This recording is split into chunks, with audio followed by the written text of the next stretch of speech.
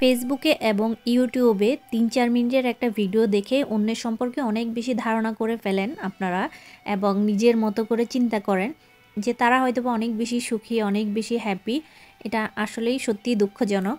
৩-৪ মিনিটের ভিডিওর মধ্যে আমি আসলে যতটুকু চাই ততটুকুই আপনাদেরকে দেখাই। এর চাইতে বেশি আপনাদের দেখার কোনো সুযোগ নেই। একটা সত্য কথা আপনাদের সাথে শেয়ার করি আজকে। এই যে দেখেন, কাজ থেকে আসার পর আজকে একদমই কাস্টমার ছিল না, অনেক বেশি ঠান্ডা। দেখলাম কোনো কাস্টমার নেই, বসে বসে ফোন দেখছিলাম। আর ফোনে খাবারের ভিডিও দেখে তখনই ঠিক করে নিয়েছি বাসায় গিয়ে কি খাবো। যেই চিন্তা সেই কাজ, যেটা খাবো বলেছি সেটা খাওয়াই লাগবে। যতক্ষণ পর্যন্ত না খাবো ততক্ষণ আমার শান্তি নেই। বাসায় রান্নাবান্না ছিল, তারপরেও মনে হচ্ছিল ফ্রাইড রাইস আর চিকেন ফ্রাই যতক্ষণ না খাবো ততক্ষণ আমার শান্তি নেই। অনেকক্ষণ সময় লাগলো সব রেডি করে নিতে, তবে চিকেনটা ম্যারিনেট করা ছিল ফ্রিজে, তো সেটাই কোট করে নিয়েছি। আর খুব বেশি ডিটেলসে দেখাইনি, কারণ হচ্ছে আমি অনেক বেশি ক্লান্ত। এখন একদল মানুষ কমেন্ট করবে, আপনি যেহেতু এতই ক্লান্ত তাহলে রান্না করার কি দরকার ছিল। আসলে ভিডিও করাটাও আমার একটা জব, এটাও আমার একটা চাকরি, এটাও আমাকে নিয়মিত করতে হয়। যদিও নিয়মিত করতে পারি না, সময় পাই না, তারপরও যতটুকু পারি সময় দেওয়ার চেষ্টা করি।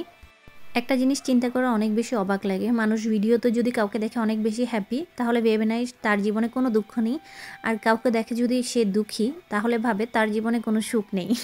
পুরো সপ্তাহ কাজ করার পর মানুষ ১-২ দিনের ভিডিও দেখেই তাকে অনেক বেশি সুখী, হ্যাপি মনে করে নেয়। আবার যদি কেউ স্যাড পোস্ট দেয় তাহলে তো কোনো কথাই নেই। যাই হোক, কে কী বলল না বলল সেটাতে গুরুত্ব না দিয়ে নিজের মন মতো কাজ করে যাওয়াটাই অনেক বেশি বুদ্ধিমানের কাজ। ফেসবুক, ইউটিউবে সময় দিয়ে ভিডিও বানিয়েও আপনি এখান থেকে ইনকাম করতে পারেন, এটা অনেকেই জানে না। আর যারা জানে তারা তো জানে।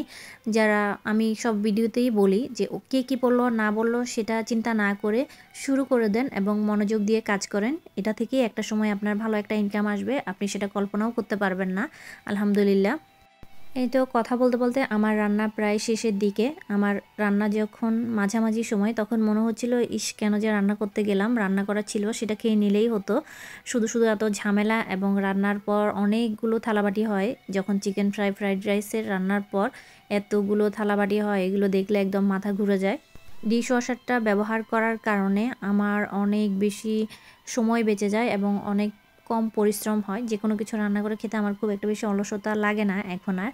তার এই তো রান্না শেষে সব গুছিয়ে নেওয়াটাও অনেক বেশি কষ্টের কাজ। তারপরেও তো গুছিয়ে নিতে হবে, কিছু করার নেই। ফেসবুকে মানুষ এলোমেলোটা পছন্দ করে না, সুন্দর পরিপাটি লাইফ সবার সেটাই দেখতে চায়। আর এই তো, আর মনে হলো ১ পিস চিকেনে হবে না, ২ পিস নিলাম আর সোডা। এই তো আমার রান্না শেষ। ভিডিওটি কেমন লাগলো সবাই জানাবেন। ভালো লাগলে একটা লাইক, কমেন্ট করে পাশে থাকবেন।